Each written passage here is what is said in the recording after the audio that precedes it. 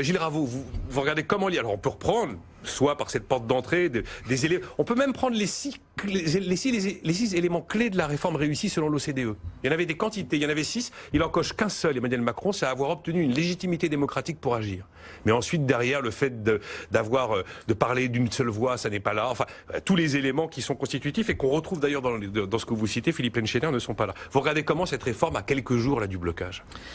Moi, ce qui me pose un énorme problème actuellement, et c'est quelque chose qui m'obsède en fait, c'est le problème de la connaissance. C'est-à-dire que ce qui est très impressionnant aujourd'hui, c'est que, évidemment, par rapport à l'époque où j'ai commencé mes études d'économie, on a un accès aux données, aux statistiques, qui est absolument sidérant. Et pourtant, il y a des données de base sur l'ensemble des problèmes qui ne sont pas connues. Et donc, par exemple, sur les retraites. Sur les retraites, il se trouve que c'est un sujet où l'action publique a agi.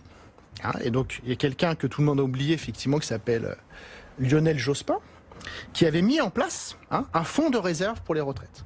Ce fonds de réserve, il est doté de plus de 30 milliards. 35, je dirais même. Voilà. Ouais. Mais il y a des engagements qui fait que bon. D'autre part, les systèmes de retraite complémentaires ont eux aussi des fonds de réserve. Et le président du Conseil d'orientation des retraites, qui est censé être quand même la personne qui connaît le mieux l'état des retraites en France, nous dit ces fonds de réserve, leur total c'est 116 milliards d'euros. Donc au bas mot, on a, que j'avais en tête aussi. Voilà, au bas mot, on a 150 milliards de réserves pour les retraites. Mais il y a un petit problème, Gilles, dans votre. Non, mais. Dans la photo. Ah, donc, continuez. Et alors, j'ai pas fini. Qui se souvient de la CADES? Moi. Bah oui. 96. On suit au sujet. Création de la Caisse d'amortissement de la dette sociale financée par la CRDS, la contribution au remboursement de la dette sociale, dont la durée de vie a été prolongée en théorie et ne peut plus être prolongée au-delà de 2024. 20 sur 20. Ouais. Élève dose, vous avez les félicitations du jury. Merci. Donc en 2024, effectivement, la CADES. Mais attendez, j'ai pas présenté les autres en fait. Non, mais attendez, je finis, parce que c'est quand même On incroyable. sait même pas qui est Gilles Ravaud là pour l'instant. Oui, mais c'est pas grave. Ça n'a aucune espèce d'importance. Parce que ça, c'est une chose, d'information chacun peut vérifier sur Internet facilement. Donc la CADES, effectivement, aura fini de rembourser la dette de la Sécu en 2024 et dégagera au minimum encore 24 milliards d'euros. Le président de la CADES... dégage à 24 milliards. Mais oui, d'euros. oui. Jean-Louis Ray déclare « Aucun gouvernement n'a eu à arbitrer une telle manne ». Donc ce que ça veut dire, c'est qu'en fait, et donc c'est là qui est quand même sidérant, je suis désolé de décevoir tout le monde, mais en fait il n'y a pas de problème de financement des retraites, et je pourrais continuer longtemps comme ça en expliquant qu'avec une politique d'emploi un peu moins débile, en créant des emplois et en augmentant les salaires, on finance les retraites mais hyper large. Et pourquoi ? Parce qu'il y a eu plein de réformes des retraites. Oh là, oui. Et qu'en fait, les gens qui arrivent à la retraite aujourd'hui le constatent.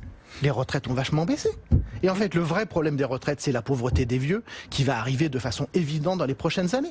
Qui n'est pas massive aujourd'hui. Qui n'est pas du tout massive aujourd'hui, qui est la plus grande réussite de l'histoire sociale de la France. Parce qu'avant, quand on était vieux, soit on avait du patrimoine, soit on était pauvre, et la grande majorité des gens étaient pauvres. Et la première réussite de notre système social, c'est qu'on a un taux de pauvreté parmi les vieux, qui est effectivement un des plus bas du monde et un des plus bas de l'histoire, évidemment. Mais demain, avec la dépendance, les amis des EHPAD qui se gavent et qui vous coûtent 2000 ou 3000 euros par mois, etc., on va avoir un énorme problème social qui va être la pauvreté, en fait, des vieux, des gens, des parents, les enfants qui vont devoir revendre la maison qu'ils ont mis 20 ans à acheter pour payer la dépendance de mamie, papy, etc. Donc c'est ça le vrai souci. Et je passe sur l'incroyable écart d'espérance de vie qui existe dans notre pays. Étude de l'INSEE de 2017, 13 ans d'écart d'espérance de vie entre un ouvrier qualifié et quelqu'un comme moi. C'est quand même des trucs énormes.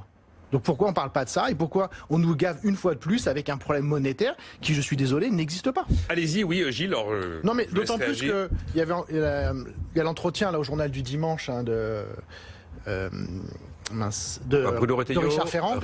Richard Ferrand.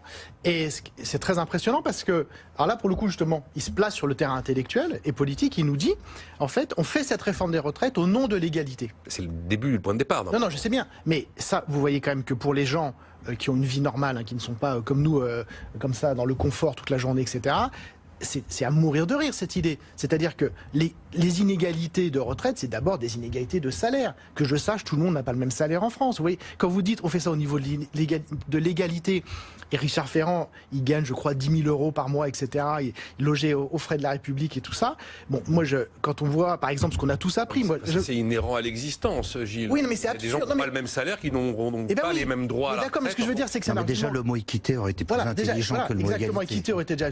L'égalité... il a été utilisé depuis. Hein, mais, non, mais les mots ont quand même un tout, malheureusement de moins en moins un sens, mais ils ont encore un tout petit peu un sens. Non, mais je dis pas que je suis pour l'égalité absolue de tous, etc. Mais simplement, c'est un argument qui n'a aucun sens pour les gens qui gagnent 800 € par mois et qui voient les grands patrons qui gagnent des sommes folles. Est-ce qu'on va interdire les retraites chapeau? Évidemment que non. Je suis désolé, la base de l'égalité, c'est ça. Bah oui.